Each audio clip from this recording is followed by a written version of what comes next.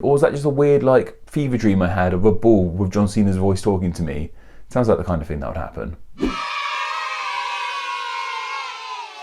Hello all my exciting Keiths, my name is Patrick and welcome to Fun with First Names, where each week we look into the meaning, origin and some extra fun facts behind one specific first name. And this week we are looking to the first name of Ferdinand. Though before we get into this, I just want to remind you all of the Facebook group Friends of Name Explain. This is my new private Facebook group where you can share all things names and etymology with everyone and anyone who loves names. I'm there chatting with you all. It's such a really good fun time.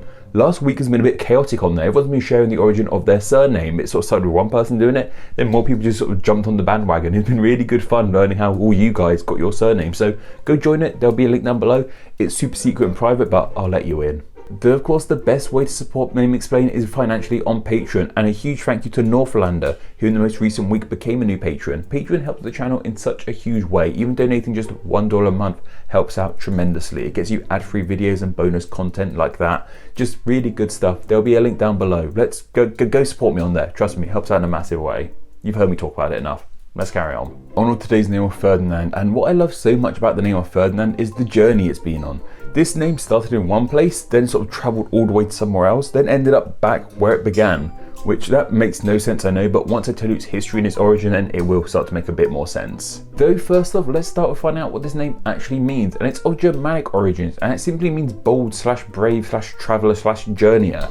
Something along those lines. The first part of the name, the Fardi part, means journey / traveller, and the Nard part means brave / bold. If you're anything like myself, you might be surprised that this is a name with Germanic origins. I really don't associate this name with Germany or Germanic speakers. To me, it's a much more Southern Europe name, with languages like Spanish or Portuguese, or that's me anyway. Well, as I mentioned, this is where Ferdinand's journey comes into play. Ferdinand's journey starts in the 5th century AD, and around this time, Rome, at least the western half of Rome, was really starting to crumble in on itself. This was happening for a variety of reasons, but one of those reasons being various Germanic tribes from the north invading Roman land, with one of those Norman tribes being the Germanic Visigoth people. Or just Goths, I believe they were called at the time. Not the sort of broody kind of Goths. Not them. It wasn't like a swarm of emo kids attacking the Romans.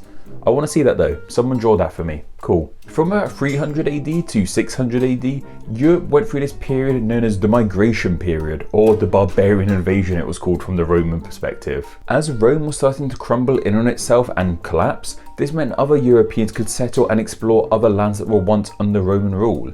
In example, it was around this time period that the Anglos and Saxons ended up in Britain, hence why sort of British are known as Anglo-Saxons. And yes, it was in this time period where those aforementioned Visigoths invaded and settled the Iberian Peninsula. As they were Germanic people, they brought that name of Ferdinand with them to Iberia. And over the years, this name of Ferdinand really interwove itself with the languages and cultures and people of the Iberian Peninsula and became so Spanish and Portuguese, as I mentioned at the beginning. This led to the name being romancified. I think that's a word, but you know what I mean by romancified. The most famous Romance versions of this name, of course, Fernando, Ferdinando, and even Hernando. All of those names come from this Germanic name of Ferdinand. However, much like that film about the dogs and the cat, I haven't seen it myself, but you know the one I mean, the name Ferdinand would eventually make its way back home. Homeward Bound, I think it's called. That makes sense, it's about getting home. Ferdinand arrived back in Germanic lands with the House of Habsburg, one of the biggest royal families in European history ever. The Habsburgs ruled over the Holy Roman Empire from about 1440 until pretty much its dissolution. The House of Habsburg originated in Austria, and the Holy Roman Empire itself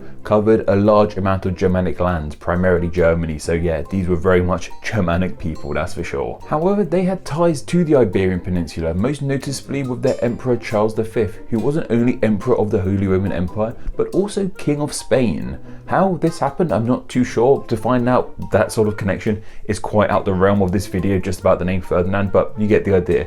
House of Habsburg / Holy Roman Empire and the Iberian Peninsula, like this, at least for a spell anyway. Charles V, however, once he died, his son obviously became Holy Roman Emperor, and his son was Spanish and called Ferdinand.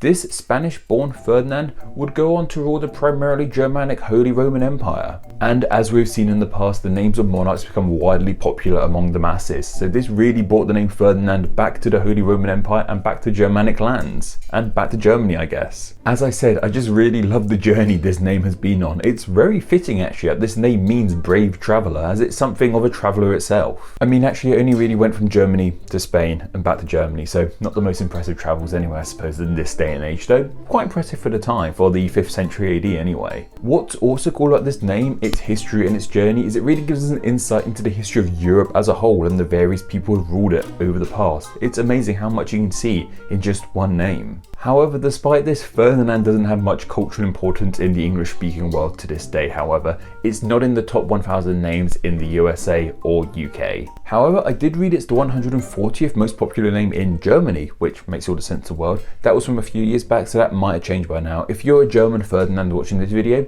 let me know. Some of the most famous Ferdinands are actually more well known for their last names than having the first name of Ferdinand. In example, there's Ferdinand Porsche or Ferdinand Porsche.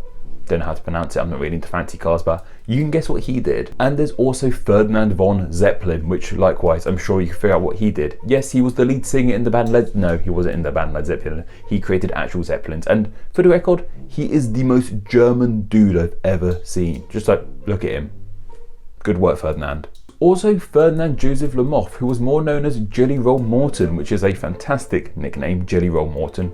Big fan of that. He was one of the pioneers of jazz music, so a pretty important Ferdinand as well, even though he wasn't really known as Ferdinand. And I think there's also a bull called Ferdinand, a fictional bull. I think John Cena played him in a film recently. I think that happened, or was that just a weird like fever dream I had of a bull with John Cena's voice talking to me? Sounds like the kind of thing that would happen, but I think it's real, I'm not sure. And for video game Ferdinand, there's apparently a Ferdinand in Fire Emblem Three Houses, which is one of the few Nintendo properties I don't actually play because they look too confusing and a bit too ridiculous for me anyway. Just give me a plumber going pium pium pium with fireballs. I don't need all this house, three houses thing. One house is enough. One kingdom, one mushroom kingdom. You get the idea. I don't like Fire Emblem. I'm annoyed at them being in Smash Bros. Let's carry on. But anyway, that's just about everything you guys need about the name Ferdinand. But what are your thoughts on this name? Do you like it? Do you dislike it? Do you know anyone with the name Ferdinand? Are you called Ferdinand yourself? Let me know down in the comments below. I really want to hear from you all. And as always, I just want to share some of the thoughts you guys had on last week's name of Eleanor. Davy Jones 2001 said, for some reason, I've always thought of Eleanor as an old lady's name. But if it's getting that popular, I guess that will change soon. Interesting that. I've never associated Eleanor with old ladies. I've always seen it as quite a young name. As I mentioned, it's really popular. I've known so many Ellies and Eleanors over my time. Maybe it's a British thing of mid-20-year-olds. Maybe it's just me. Also, does the 2001 at the end of your name mean you were born in 2001? That's crazy. Like, people shouldn't be born after the year 2000 and find that a bit hard to digest that people born after the year 2000 are old enough to be watching my videos and functioning and commenting on them. That's scary. No, stop that. Oksana Belarus says, Ellie can also be a nickname for Elizabeth, if I'm not wrong. That sounds about right. So, something interesting. Elizabeth was going to be one of the names I picked for the last one, but Eleanor won out instead. And if I were to do a video about Elizabeth, I was going to talk about how many nicknames the name Elizabeth has. It has Beth, Liz, Ellie, Eliza, just so many nicknames come from Elizabeth. So maybe that happen again in the future, but yes, Ellie is once again another nickname for the many nicknames of Elizabeth. And Jason Bailey said, the H dropping thing is kind of funny to me. So many British accents drop the H, except when they're talking about the letter itself. Whereas in America, most accents pronounce the H, except in the name of the letter. So H is undoubtedly one of the stranger letters in our alphabet. How we say it, how we pronounce it, how often we don't pronounce it, how often it appears as a silent letter.